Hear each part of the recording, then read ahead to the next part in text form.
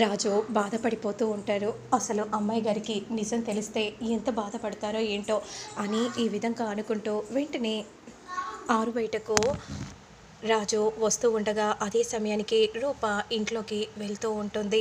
ఇక రాజు అలానే చూస్తూ ఉంటారు. అసలు రాజు నాకు ఏం చెప్పదలుచుకున్నాడో ఏంటో ఏం అర్థం కావట్లేదు.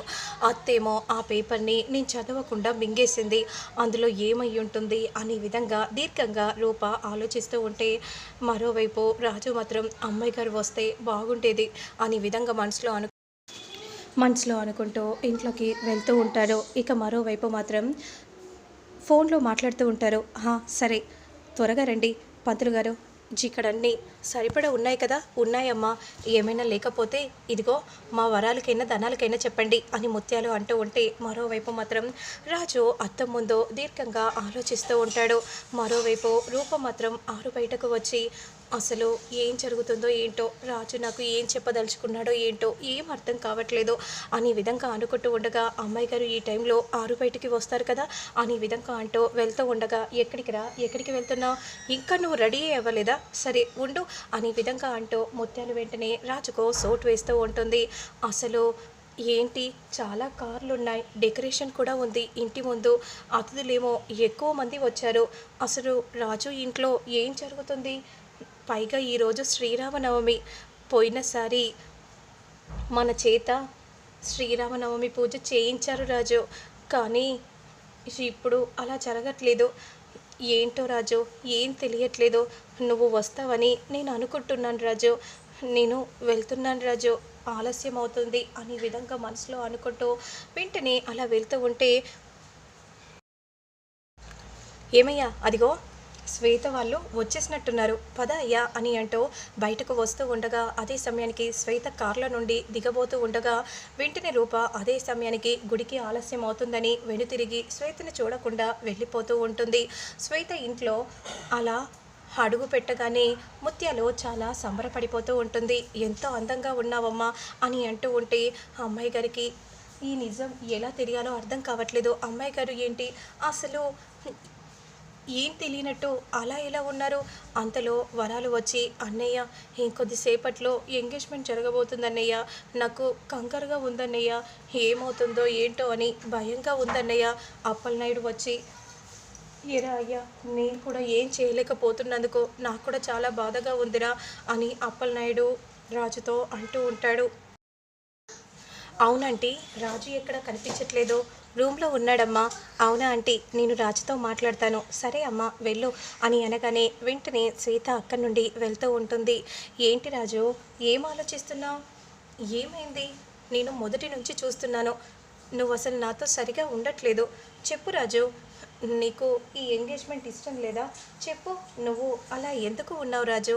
లేదు, నా మూడ్ బాగాలేదు, నీ మూడ్ బాగాలేకుంటే ఎప్పుడు ప్రతిసారి నువ్వు ఇలాగే ఉన్నావా, నీ మనసులో ఏమనుకుంటున్నావో చెప్పు, నీకు ఈ ఎంగేజ్మెంట్ ఇష్టం లేదా, మొదటి నుంచి చూస్తున్నాను అందుకే అడుగుతున్నాను అని అనగానే, అవును నాకు ఇష్టం లేదు, ఎన్నిసార్లు చెప్పాలి, హే అసలు నేను నీతో ఎంగేజ్మెంట్ చేసుకోవడానికి కాదు వచ్చింది, నా భార్య కోసమే నేను దుబాయ్ నుండి తిరిగి వచ్చాను, నీతో నేను ఎలా ఎంగేజ్మెంట్ చేసుకుంటానని అనుకున్నావో, ఏంటి నీకు ఈ ఎంగేజ్మెంట్ ఇష్టం లేదా రాజు, నీకు నా గురించి తెలియదు ఏంటి, నీ గురించి తెలిసేది, ఏమైనా చేసుకో అని కోపంగా ఈ విధంగా రాజు అనగానే వెంటనే పరిగెత్తుకుంటూ శ్వేత వస్తూ ఉంటుంది. అందరూ షాకింగ్గా చూస్తూ ఉంటారు. ఏమైందమ్మా శ్వేత, ఏం జరిగింది అని అంటూ ఉంటే వెంటనే అక్కడే ఉన్న అన్నీ కూడా క్రింద పడిస్తూ ఉంటుంది. అందరూ షాక్ అయిపోతారు. ఏమైందమ్మా, నాన్న రాజుకి ఈ ఎంగేజ్మెంట్ ఇష్టం లేదంట నాన్న అని అనగానే ముత్యాలు ధనాలు వరాలు అందరు కూడా షాకింగ్గా చూస్తూ ఉంటే, అప్పలనాయుడు మాత్రం చాలా సంతోషంగా చూస్తూ ఉంటాడు. ఏంటమ్మా నువ్వు అంటుంది, అవును నాన్న మనం వెళ్ళిపోదాం పద, ఆగమ్మ ఆగమ్మ శ్వేత, ఏంట్రా అయ్యా ఏం జరుగుతుంది, ఈ ఎంగేజ్మెంట్ ఇష్టం లేదని నువ్వు శ్వేతతో చెప్పావా, చెప్పరా చెప్పు అని ముత్యాలు అంటూ ఉంటే, అవునమ్మా నాకు ఈ ఎంగేజ్మెంట్ ఇష్టం లేదు, నా మనసులో అమ్మాయి గారే ఉన్నారు అనే విధంగా అనగానే ఒక్కసారిగా ముత్యాలు షాక్ అయిపోతుంది. అవునా సరేరా అనే విధంగా అంటూ గన్ను తీసుకొని రాజు దగ్గరకు వస్తుంది. అమ్మ అమ్మ నేను బ్రతకనరా అనే విధంగా అంటూ వెంటనే గన్తో పేల్చుకొని క్రింద పడిపోతుంది. అమ్మ అనే విధంగా అంటూ ఒక్కసారిగా కళ్ళు తెరుస్తాడు.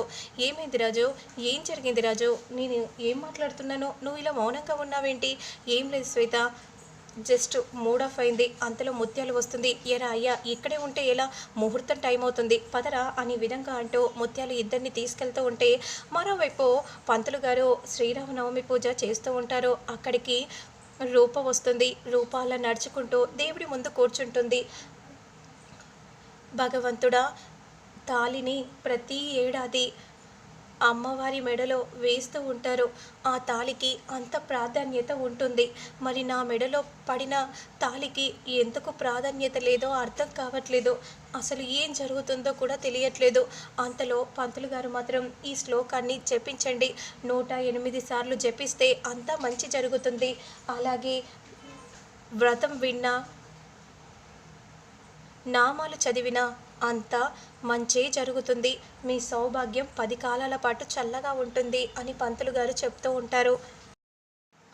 అసలు రాజు నాకేం చెప్పాలనుకున్నాడో ఏంటో తెలీదు, కానీ అసలేంటో తెలియకుండానే వచ్చేసానమ్మా, నాకేం అర్థం కావట్లేదమ్మా అనే విధంగా అనుకుంటూ దేవుడికి మొరపెట్టుకుంటూ ఉంటుంది. ఇక అదే సమయానికి పదరాజు అని అంటూ క్రిందికి వస్తారు. ఇక వెంటనే, ఇదిగోండి బాబు, ఈ కంకణాన్ని ముందుగా తన చేతికి కట్టండి అని అనగానే వెంటనే కంకణాన్ని చూసుకుంటూ రాజు బాధపడిపోతూ ఉంటాడు. ఏంటి రాజు, ఏం చూస్తున్నావు అని అనగానే వెంటనే కంకణాన్ని శ్వేతకు కడతాడు రాజు. అమ్మ, నువ్వు కూడా తనకి కట్టమ్మా అని అనగానే శ్వేత కూడా రాజుకు కడుతూ ఉంటుంది. ఇక మరోవైపు రూప బాధపడిపోతూ ఉంటుంది. రాజు మాత్రం చాలా మంచివాడమ్మా, నా కోసమే రాజు తిరిగి వచ్చాడు. అప్పుడు వెంటనే తాళిని అమ్మవారికి వేయబోతూ ఉంటే అందరూ కూడా అక్షంతలు వేసి ఆశీర్వదిస్తూ ఉంటారు. అమ్మ, ఒకరికొకరు బట్టలు మార్చుకోండి అని అనగానే వెంటనే ఇరువురు కూడా బట్టలు మార్చుకుంటూ ఉంటే రాజు మాత్రం బాధపడిపోతూ దీనంగా అలానే చూస్తూ ఉంటారు. ఇక ముత్యాలు మాత్రం చాలా సంతోషపడిపోతూ ఉంటుంది. మరి ఆ తర్వాత ఏం జరుగుతుందనేది మళ్ళీ నేను నెక్స్ట్ వీడియోలో